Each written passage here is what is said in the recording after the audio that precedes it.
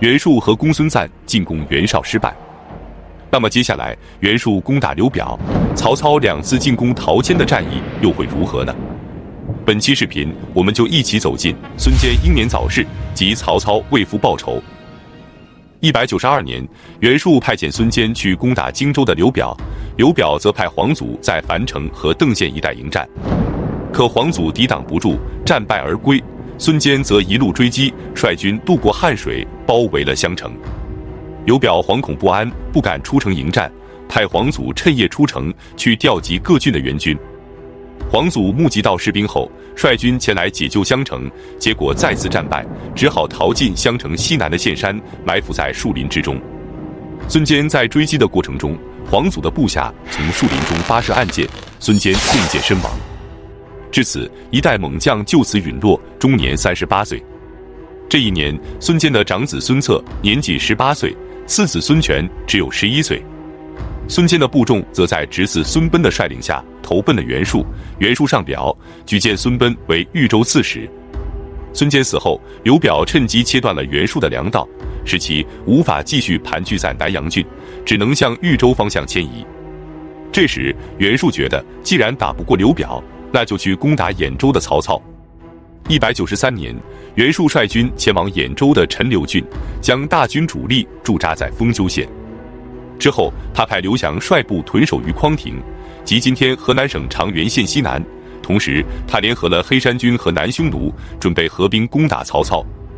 曹操此时屯兵于鄄城，即今天山东省菏泽市鄄城县以北的旧城镇。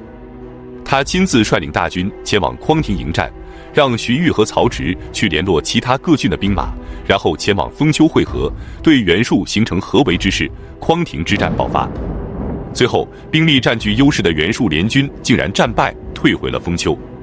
曹操继续攻打，袁术便退往太守。曹操攫渠灌城，再次击破了袁术。袁术只能放弃攻打兖州，退往豫州的宁陵，可曹操还是不肯放过，袁术只能率军前往沛国。沛国的国相袁忠是袁绍和袁术的堂兄弟，同时沛国归豫州管辖，因此他只能接纳袁术。可袁术到达这里后，觉得还是抵挡不住曹操的大军，不如直接前往淮河以南的扬州。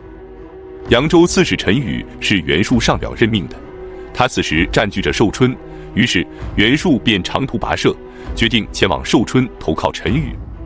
曹操见袁术直接逃出了豫州，便率军返回了定陶，在这里他又收编了当地的豪族李乾和李典叔侄。袁术走后，豫州便出现了权力真空，这让袁术的盟友陶谦看到了机会。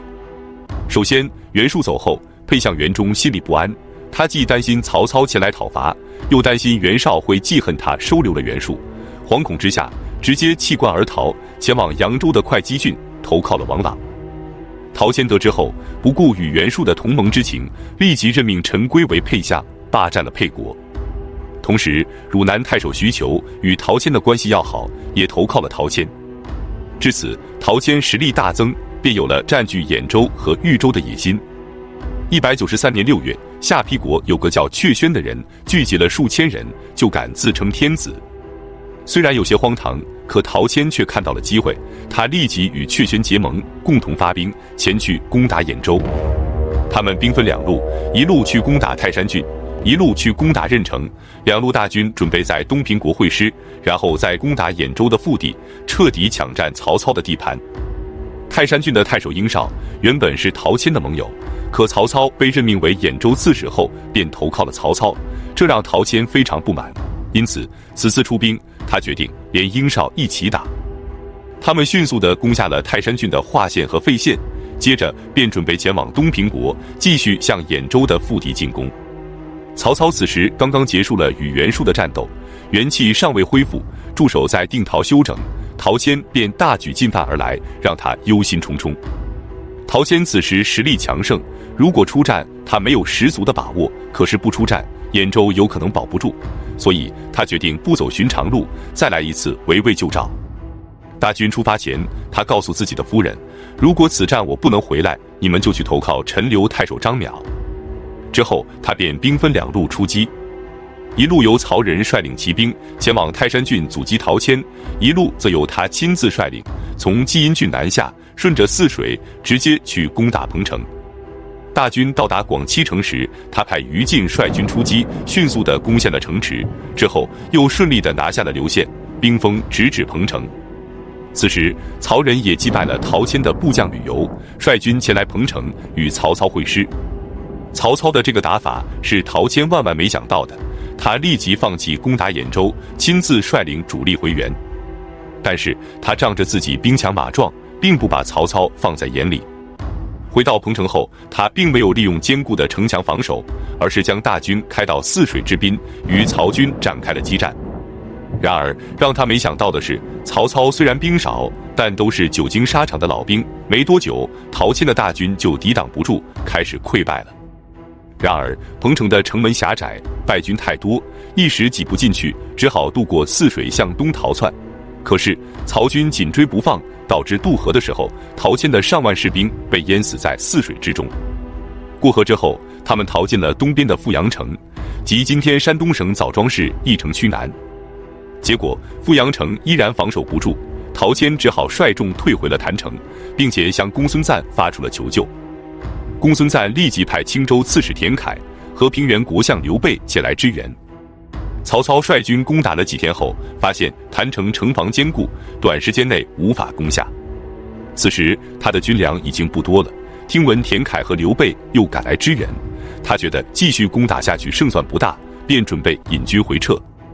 然而在撤军的途中，曹操竟然下发了一道令人匪夷所思的命令：屠城。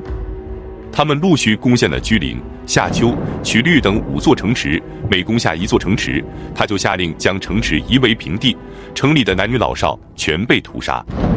结果此战中，几十万的徐州百姓死于非命，尸体堵住了河流，泗水为之断流。就这样，曹操一边撤军，一边屠杀，所过之处鸡狗不留，血流成河，徐州的大地上哀嚎遍野。曹操走后，田楷返回了青州，刘备则留下来继续帮助陶谦抵抗曹操。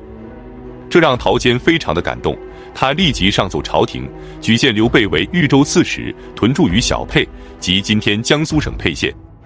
自此，刘备也正式的成为了一方诸侯。曹操和陶谦奋力击杀的时候，袁术则得到了喘息的机会。他趁陶谦战败之机，反过来争夺陶谦的地盘，对昔日的盟友下手了。他自封为徐州伯，任命孙策的舅舅吴景为广陵太守，去攻打徐州的淮南地区；任命舒仲英为沛相，去攻打豫州的沛国。接着，他又逼走了汝南太守徐求，任命孙坚的同族子弟孙襄为汝南太守。就这样，他再次崛起，控制了扬州、徐州、豫州的部分地区。此时，曹操的父亲曹嵩正在琅琊国避难，琅琊国是陶谦的地盘。因此，为了安全起见，他决定和小儿子曹德一起前往兖州。他积攒的财物众多，随行的辎重竟然有100多车。然而，当他们走到泰山郡的时候，被害身亡。关于他的死因有2种说法。按《三国志》和《后汉书》的记载，曹操让泰山郡的太守殷绍前往迎接，可还没等殷绍赶到，曹嵩和曹德就被陶谦派去的人给杀害了。而《吴书》和《资治通鉴》则记载，陶谦派部将张凯护送曹嵩，但张凯贪图曹嵩的财物，将其杀害。曹操得知父亲被害的消息后，悲痛欲绝。194年，他打着为父报仇的旗号，准备再次发兵攻打陶谦。他留下荀彧和程昱驻守鄄城，他自己则亲率大军前往泰山郡。他将大军驻扎在凤高，即今天泰安市东。殷绍得知后，担心曹操怪罪他没有接到曹嵩，导致曹嵩被杀，于是便弃官而逃，投靠了袁绍。曹操派曹仁去攻打被陶谦占领的费县和华县，之后攻陷了琅琊国。然后曹操率领主力从凤高南下，直抵郯城。所过之处依然是烧杀掳掠，大肆的屠杀，徐州的百姓则纷纷的逃亡。在琅琊国的阳都，即今天山东省沂南县专部镇孙家黄团村的诸葛玄，也带着家人以及2个侄子，21岁的诸葛瑾以及年仅14岁的诸葛亮，慌忙地逃出徐州，去往了扬州的豫章郡。曹操到达郯城后，吸取了上次的教训，他不去攻打郯城，而是将郯城周围的城池全部夷为平地，使郯城成为一座孤城。陶谦不得已，只能出城与曹操交战，刘备也从小沛出发，赶来支援陶谦。双方在郯城以东展开了激战，但依然不敌曹操，只能再次退入郯城固守。正当陶谦和刘备无计可施、生死存亡的时刻，突然从兖州传来了一个消息：当初为曹操收取兖州的陈宫，以及曹操的好友张邈，竟然背叛了曹操，共同迎接吕布为兖州牧。兖州各郡县纷纷地投靠了吕布，只剩下了鄄城以及范县和东阿暂时被荀彧和程昱控制着。曹操得知后大吃一惊，如果他不赶紧回去救援，可能再也回不去兖州，彻底变得无家可归了。那么张邈和陈宫为何要背叛曹操？吕布又是如何来到兖州，还被推举为兖州牧的呢？我们下期接着讲述。